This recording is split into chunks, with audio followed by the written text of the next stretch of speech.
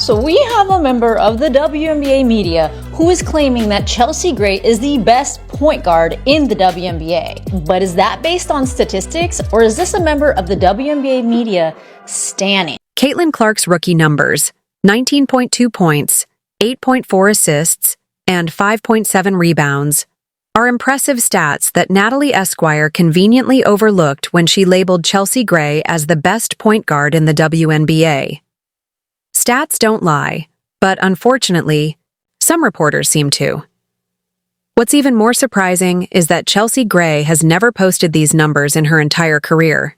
Yet, we're left watching so-called WNBA analysts promote narratives that blatantly contradict the facts. I'm talking about, it is none other than Natalie Esquire, which might not surprise some of you. It sure as heck does not surprise me.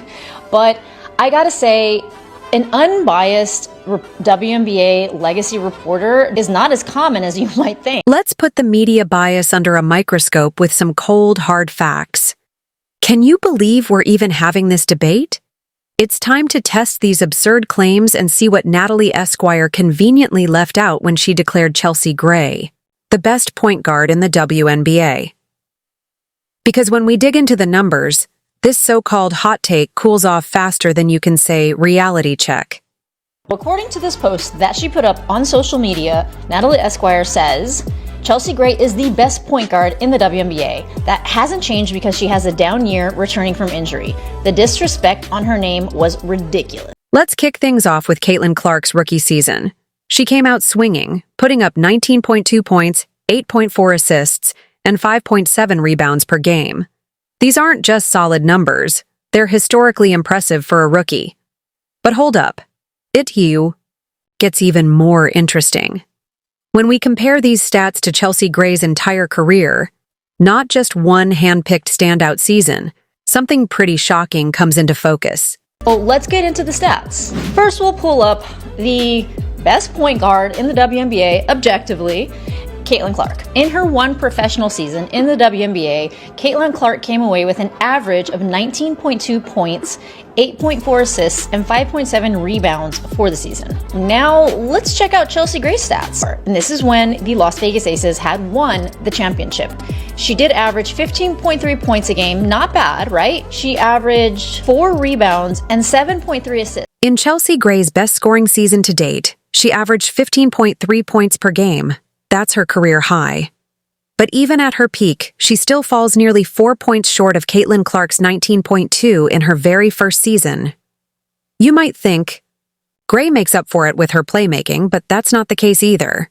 Her top assist season maxed out at 7.3 per game, which still trails Clark's rookie average of 8.4. And that's good, but it still is not better than Caitlin Clark's averages. Let's just check those out again. 19.2 points, 5.7 rebounds, and 8.4 assists. Okay, so how about the year before? Chelsea Gray averaged 13.7 points. She averaged 3.2 rebounds and 6.1 assists. Still does not beat what Caitlin Clark had in either stat. But surely a seasoned champion like Gray must dominate the boards compared to a rookie guard, right? Wrong again. Gray's best rebounding season in her entire WNBA career was just 4 rebounds per game. Meanwhile, Clark's grabbing 5.7 boards per game in her rookie year.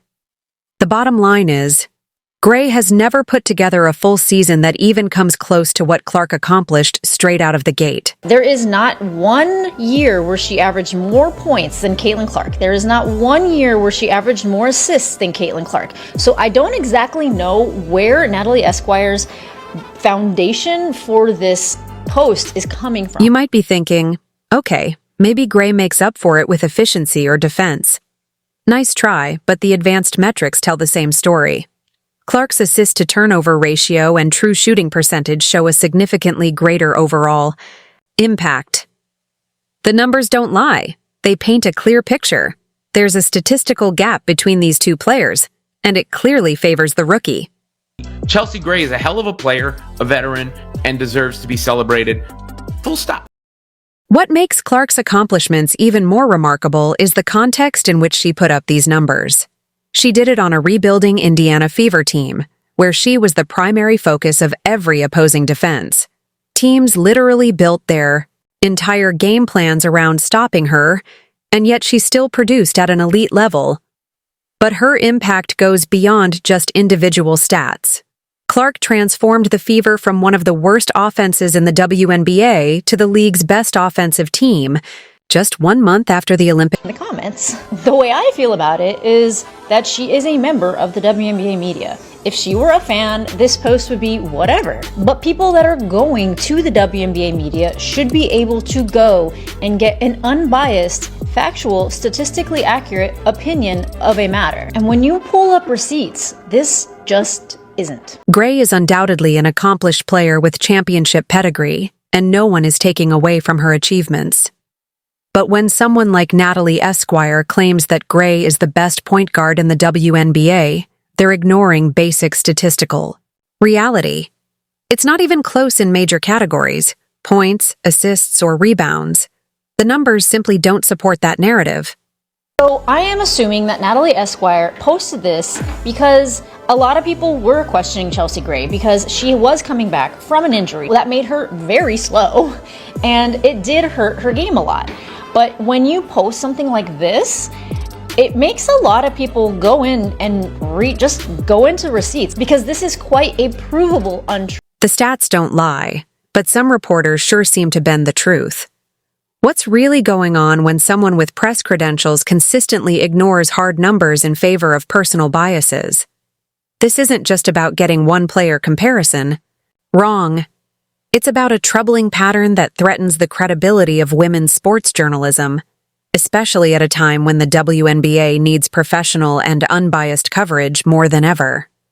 Though, and when a member of the WNBA media starts going in and giving unbiased opinions about certain players in the league, it does feel a little erroneous considering that people go to these members of the WNBA media for unbiased statistical information. Annie Costabile of the Chicago Sun-Times nailed it when she called out a growing problem in women's sports journalism, saying there are too many stans posing as reporters. This isn't just some frustrated fan's rant, it's a sharp critique from one of the most respected voices in women's basketball.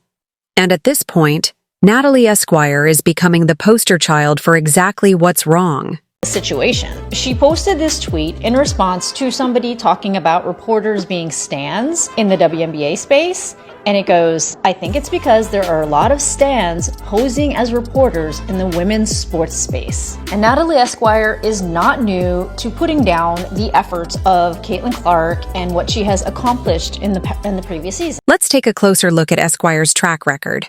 Beyond this one flawed take on point guards, remember when Clark was on the verge of breaking an assist record? Esquire actually accused her of stat padding and called her attempt to break the record unethical. And this was in a game that was already decided. Can you imagine calling a player unethical just for playing the game and striving for greatness? That's not analysis. That's personal bias disguised as commentary. 7 months ago, when the season was in, Natalie Esquire also claimed that Caitlin Clark was stat padding and posted this on her social media account. Are we going to be upset tonight that Caitlin tried to chase the franchise assist record when the game was already won? I was told that kind of behavior is unethical. I have no issue with her doing it because that's normal behavior and actually what many competitors do. But wait, it gets even more obvious after Chelsea Gray returned from injury and the Aces won a single game. Esquire suddenly boosted Las Vegas from number 6 all the way to number 1 in her power rankings, 1 win, and they jump 5 spots to the top?